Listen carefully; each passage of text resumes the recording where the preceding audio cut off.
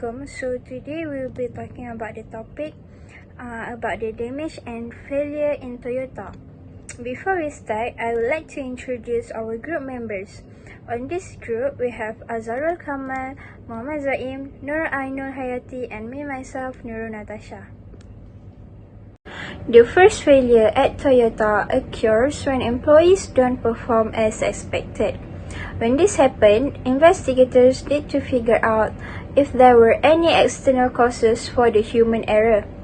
This external influence could not be action taken by top management, a lack of sufficient training and information, incorrect inputs into the process, or reward that encourage behavior.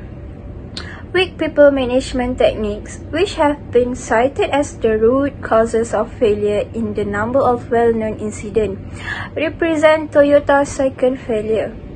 For instance, control system intended to stop fraud and ethical violation were easily defeated by reward system that encourage risky behavior.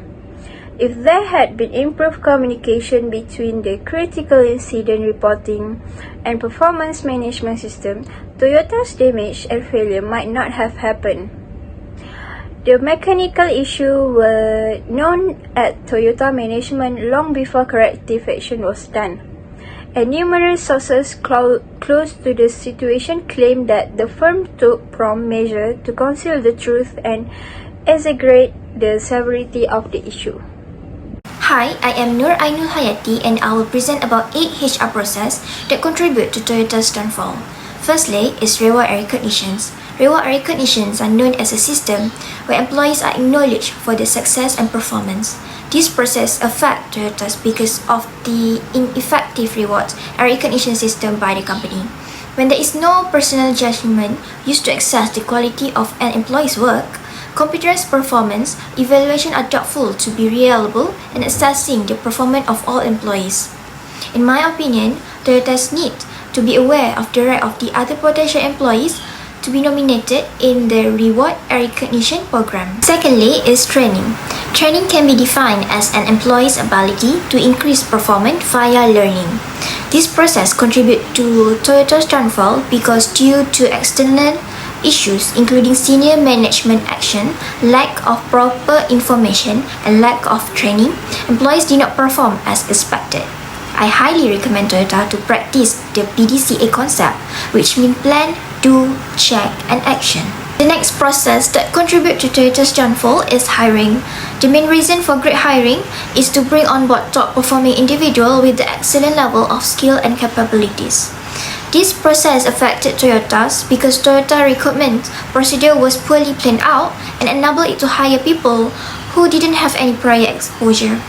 In my opinion, Toyota should develop a succession of major and comprehensive interview questions, aptitude tests, job simulation, and reference checks. The other process that contributes to Toyota's downfall is performance management process. The purpose of a performance management process is to periodically monitor or appraise performance in order to spot problematic behavior before they become out of control. This process affected Toyota's because Toyota was not able to grow their transaction per second (TPS) accordingly with growth in employees, suppliers, and customers. I highly recommend these companies to organize manufacturing and logistics, including interaction with customers and suppliers in their production system.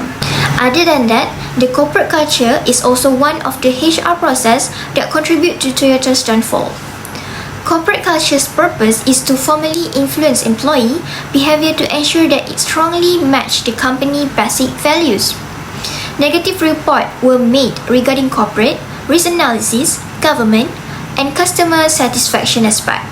As a result, it is the culture within the corporate office that needs to be more closely monitored rather than assuming that the culture was aligned. Furthermore, the HR process that contributes to Toyota's downfall is leadership development and succession. The goal of leadership development is to ensure that there are enough leaders in key leadership positions who have knowledge and abilities to make decisions. This process contributes to Toyota's downfall because both promotion process and leadership development failed to create and develop leaders who could handle challenge and make difficult decisions. In my opinion, Toyota needs to always look for an up-to-date leadership process to produce excellent leaders and can lead to success in the rapidly changing automotive industry. Next, retention also one of the HR process that contribute to Toyota's downfall. A retention program's goal is to identify and keep top performers and employees with mission-critical talents. Toyota's downfall happened when the retention program ignored people that brought up problem. In my opinion, this company should set a clear expectation for their work and future at the company. Lastly, the HR process that contribute to Toyota's downfall is risk assessment. Risk assessment can be defined as the focus on analyzing risk posed by employees to the organizations.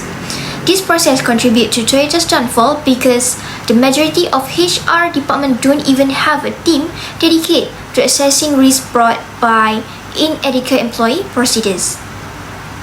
To ensure that employee could estimate the long-term actual cost of disregarding product failure informations, HR at Toyota should have collaborated with corporate risk management. So that's all from me. We move to the next presenter. Hi, I'm Zain. So let's move to the next part, which is the lesson learned from Toyota. So the first point is reduce consumption in all functions. By incorporating the Toyota Production System, which is TPS, into their manufacturing process, Toyota has reduced the time it takes to change product models. So Toyota is always looking for new ways to improve production regardless of where it is used. So oversupply, improper processing, logistic duration of unused stock, and movement with addition in terms of defect are examples of this method. So the second point is Toyota should aim for global dominance. There are lots of reasons why Toyota remains one of the best world manufacturer with profitable vehicle brands. The Toyota manufacturing method can help other business reach new level of success. Even if it's a multinational corporation, it has the potential to achieve market dominance if it constantly improve its operation, eliminate waste, and innovate whenever possible. So the next one is improve basic concept of team culture. So strategy to obtain outstanding performance in cooperation to individual success is the basic concept of team culture. Like the first point in identify part of the Toyota that mentioned lack of employee expected performance led to Toyota failure.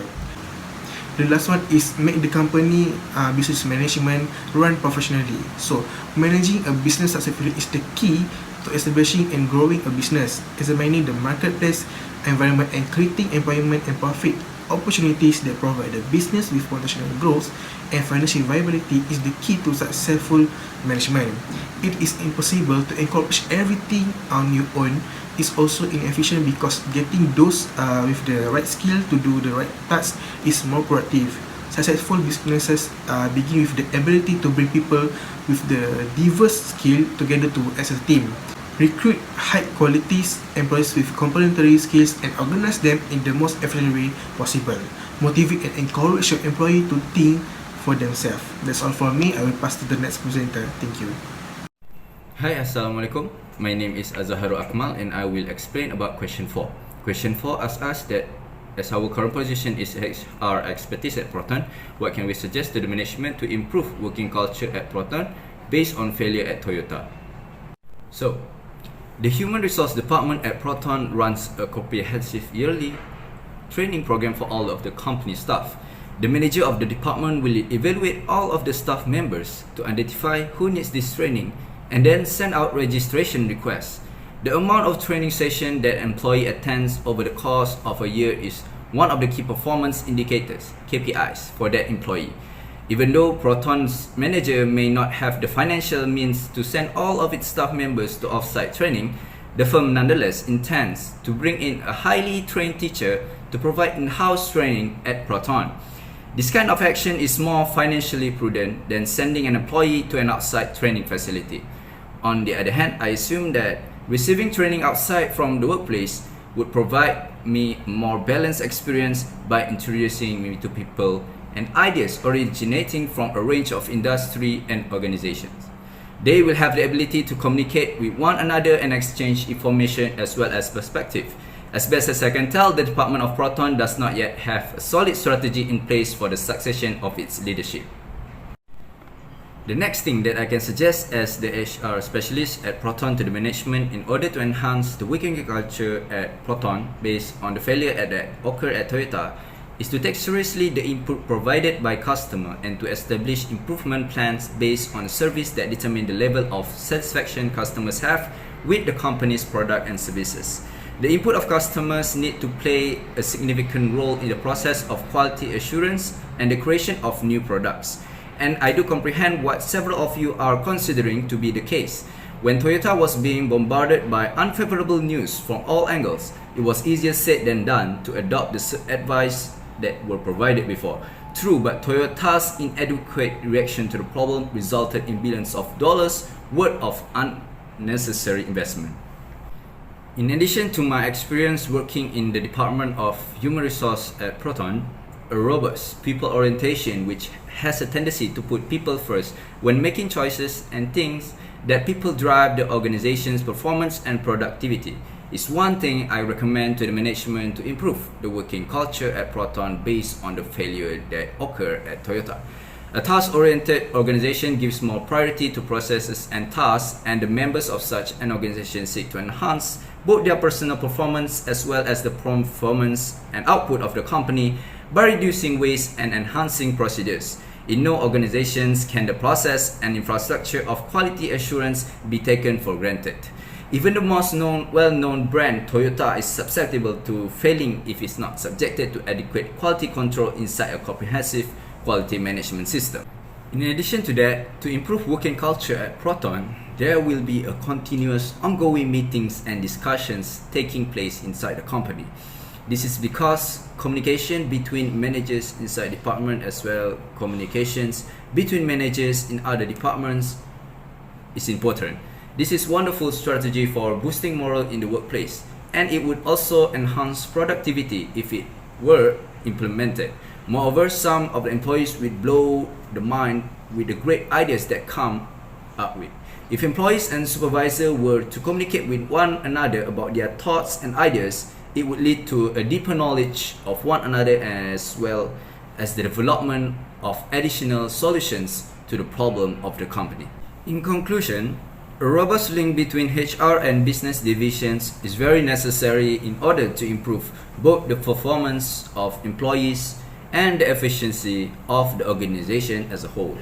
When it comes to managing the organizations as a whole, the human resource department has to take the lead. It is necessary for you to provide the series of programs for personal growth and professional development. You should also make an effort to come up with some training methods in order to make certain that all employees of Proton get appropriate amount of training in the years to come. A worker that is skilled has the potential to pave the road for their company's development and profitability. As a result, having a solid training program in place for personal and for the older person is important for the company. That's all for me. Thank you.